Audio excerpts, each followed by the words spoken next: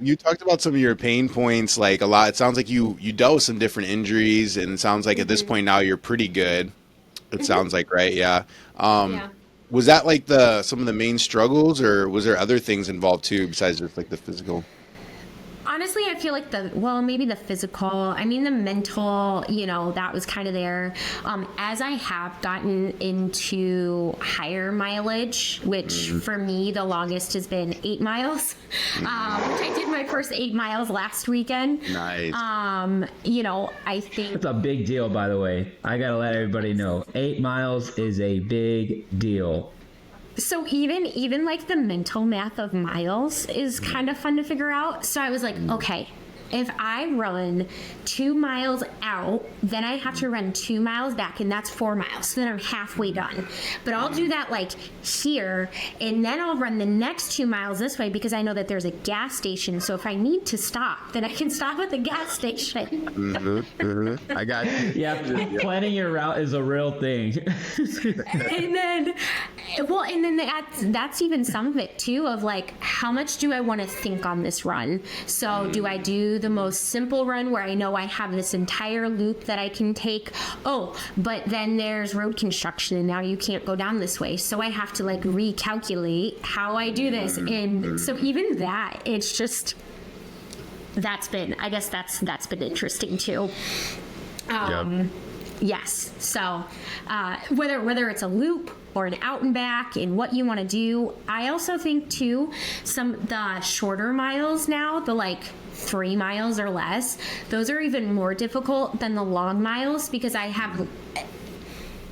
feel like I have to prep myself more mentally for the shorter miles than the longer ones, because the long ones I'm kind of like, well, I got to do it, like, and I can just kind of be in this thing longer, which Yeah.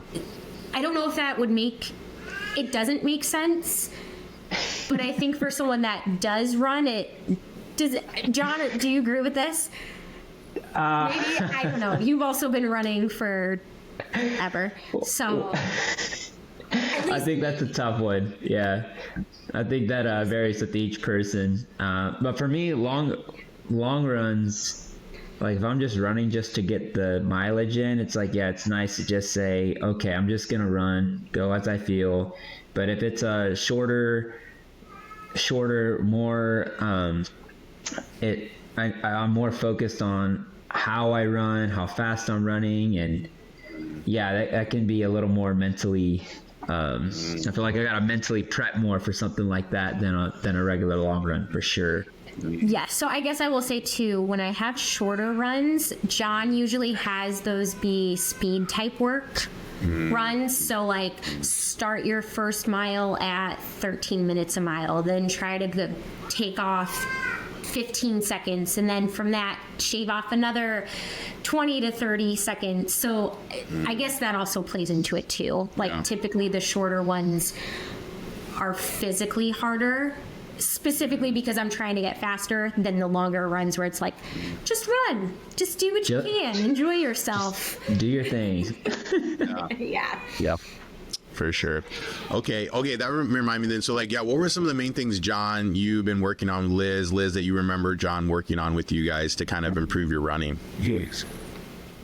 Yeah, I'll just throw out there, like for me, health health is the most important thing. I want to make sure you're healthy. If you're not healthy, you can't do anything. So I think when you get started running, it's you have this like mindset. I just want to go. I just want to do it. I'm capable. Let me do it. Let me at it. And I think a lot of injuries happened in that place, from having the wrong shoes, wrong form, and it's like, just because you can doesn't mean you should. We can. And so when early on, when we started seeing some of the things that Liz was wrestling with, some of the shin stuff or the ankle stuff, it's like, okay, let's take a break. Let's assess what's going on. It could be your shoes. It could be the way you're striking. It could be your running form, and just so many different things. The fact that your muscles aren't loose, like, are you stretching? And so there's all these factors that come into play with being a healthy runner. And some of it's going to come from your muscles just saying, this hurts. But that's part of the growth process is the muscles getting accustomed to that kind of mileage and work output. So that was my heart, like in the training. And from now, seeing that Liz can run 8 miles out on a whim is incredible. Like in a span of 4 months, the fact that in the early stages of her training, a 1.5 miles, 3 miles, and ankles hurting or this and that, like we took care of this stuff like cautiously and proactively at the same time. What can we do in the meantime to keep you in shape, keep you moving? And yeah, talk about it, Liz. But that was kind of like my process on it. Let's keep you healthy and keep it fun. Not so like I'm trying to be a pro runner type of thing, which anybody can put in that effort if they want. But it's all about building those base miles first before we get into like any fast stuff. Mm-hmm. Yeah, that as you were talking, it reminded me, I did have some stuff going on with my knees. And I mean, when I initially started running, I was using a pair of shoes that were like a year old. Sure. I think they were intentions were for walking shoes. So John was like, go to an actual running store and get fitted for shoes. So, not necessarily knowing what to pick and not knowing necessarily what questions to ask, whatever, while I was there. Picked a pair of shoes. They felt good. At least while I was walking, they were fine. And then got them. And then all of a sudden, I started getting this weird pain underneath my knee, which I've never had any type of issues with my knee. So it was like, okay, this is not great. And John was like, oh, just go return the shoes. They see this stuff all the time. It's fine. And I'm thinking, well, as a normal person that buys shoes from just regular shoe stores, they don't let you return shoes when you wear them. So I was also like scared about that. And they're like, oh yeah, we'll switch them out. They're not out here, but I ended up getting a pair of Sauconys, which those have been great. I've not had any issues with them. Yeah, those have been great. And then I think too, even just the like, let's stay healthy bit too. Again, motherhood. Just if I know that it's not been a great night of sleep because Nora's been up or sick or whatever, I'm just going to adjust my training. I'm not going to run today and I'll run tomorrow. Or if I am going to run today, I'm not going to do the speed work. I'm just going to go. I'm just going to go do a loop, see how I feel, and great, I got it in. I'm showing up for myself, and I'm showing up for Nora in the end. And I think that, that's so just, again, the glorifying God piece, that still glorifies him, because like, I don't have to have things perfect. I don't have to be perfect to show up to him, just like he's not going to require me to be perfect to come to him. Like that almost defeats the whole purpose, right? He wants you to come as you are. And if I don't have to get fit to go to the gym, right? Like I don't have to build all of these muscles and whatever before I go to the gym to start lifting. Like you go to the gym to do that. So why would I try to perfect myself before I go to God? Why would I try to perfect my running here inside my house, which wouldn't make even any sense, before I go out onto the streets and run? Like, just show up. It's fine. If it feels messy and it feels hard, which it does a lot of times, you still did it at the end of it. And you're probably happier because your endorphins are running. You've gotten fresh air. Usually it's a little sunny out, which is always great. The sun's shining on you. You can use that both ways. I heard that in one of your earlier podcasts. I don't know who said it. Yeah. So. That's great. I love that. I love how, thanks for watching our other episodes then too, by the way. But, I love just, that message of just oftentimes, to me, almost what I hear, feelings like you can't just let your feelings like tell you yes or no. Like you have to at times like go, you listen to your body. of course, but like there's a lot of like telling your feelings, like, sorry, but we're going out there and we're doing this today. And I love that. And like, just to add to that, it doesn't have to be perfect. I think that is so vulnerable, but so true. And maybe people don't always talk about that, especially like when you look at like TikToks or whatever, people will show like their best moments, you know, like, oh, I did it in this time. And then you go out and you're like, I can't do it. I should just give up, you know? So that's really cool. I love that. Is that something you put into your social media as well? Just like kind of those highs and lows and just like, hey, I'm out here just doing what I can. I think I have a couple times. Yeah. I don't know. I'm also talking about kind of ebbing in and out. Like, I care about social media, but I also like don't care about social media in the sense of I'm not trying to post. At least I know TikTok, like to become an influencer or to gain the followers or whatever, like you have to constantly be posting. Yeah. When it comes to, you know, Instagram or Facebook, I really don't post much. If I am, I'm honestly sharing about worship night. I might share a random picture of me and Joe or our travels. Like, I don't share Nora on social media. I think I've shared one picture of her, like her actual face. Otherwise, it's all been of like, here's the back of her head, or she's strategically placed so you can't see her.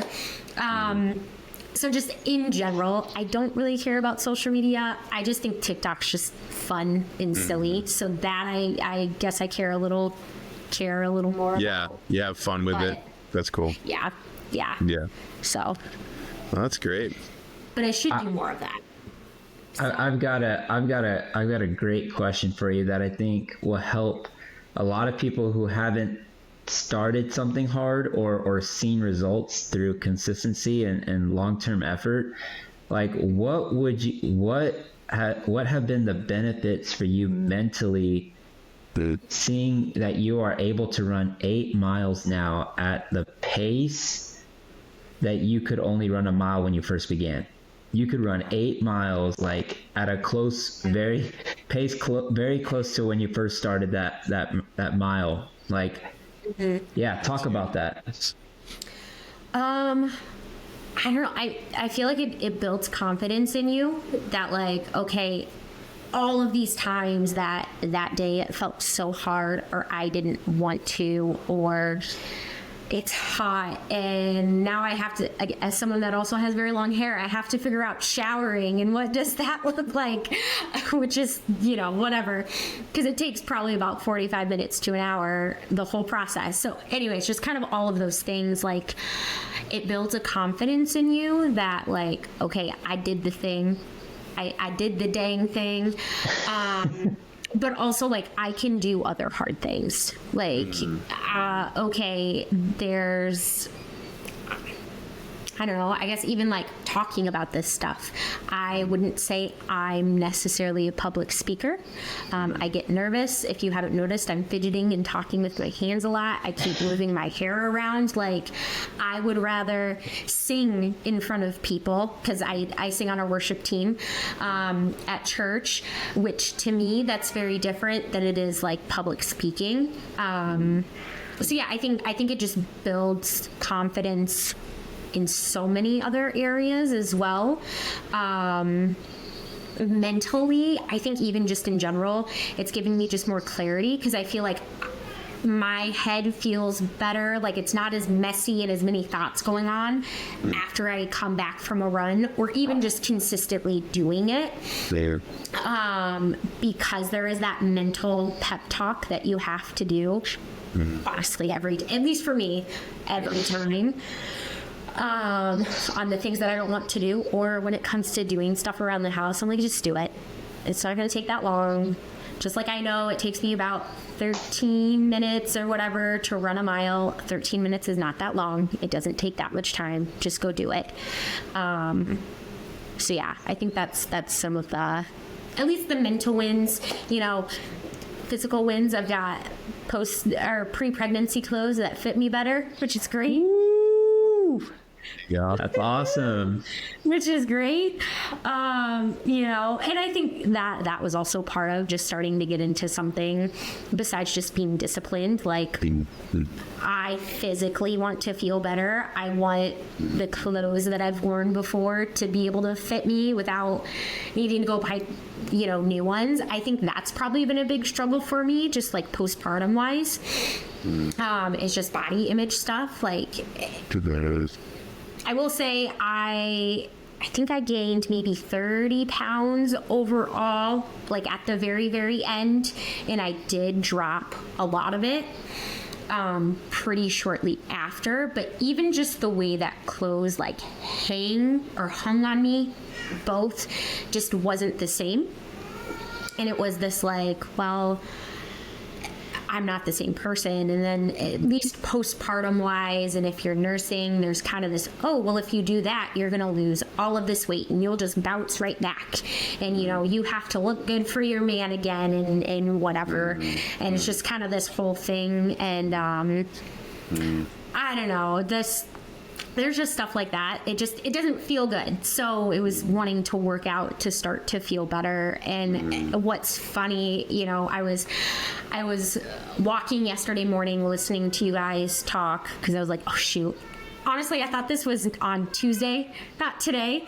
So my intention was to listen and look up your stuff this weekend. So anyways, I was doing this yesterday and I was listening to you guys talk about being crunchy. Which hey, let's go. Yay. And then John had texted me because I had asked him a question, and you know, he just mentioned talking about wins, losses, and struggles, and specifically this thing about body image, and I just kind of I wrote down this like, you know, being postpartum, there's this like bouncing back thing. You know, you have to look like how you did before. You know, getting your pink back is another big thing, or feeling like yourself again, or whatever. But like, you're not the same person after you had a baby. Like, I mean, Jeremy, you're not that you are physically, you know, growing and carrying your son, but like even you're going to be different after you have after you know, you and Drea have your son. But like as a woman, there's even DNA that the baby leaves behind inside of the mother, which changes my DNA. Like, so physically my DNA make is completely different. And I was just I was walking yesterday thinking about that. And it was like, well, it's just like when you get baptized and when you come out of that water, like you're a new creation. You die to your old self and you become a new man. Like when I became pregnant and then birthed Nora, I mean, I was married, but single individual Liz died. And now I'm Nora's mom. Like, and it's just, it's so different in just this there's been so many connections of being a mom that point to Christ and just like all that he's done and he's changed in the resurrection and our identity. And yeah, it's just it's crazy. There's a lot. And you know, just giving yourself grace. I know that's one thing that Joe and I said to each other in the beginning, like we need to give all three of us grace, because I've never been a mom before. He's never been a dad before. Nora's never been a person outside of the womb before. Like, she's figuring these things out. And yeah, so. No, that's good. For me, one thing that just kind of stands out is just like growth. Like you can't like try to go backwards. Like it's always forward, right? For everything. And so of course that's true for like pregnancy, being a mother. You got to go forward. You can't go back. Yeah. I mean, I don't know if there's people that are running backwards, but that would be weird and probably really hard. So you got to run forwards, right? I think you guys were saying it at the beginning. What is it's in Corinthians, right? Run the race that is set before you. Yes, and that's 1 Corinthians 9:24. Let me hop over real quick. Thought I had it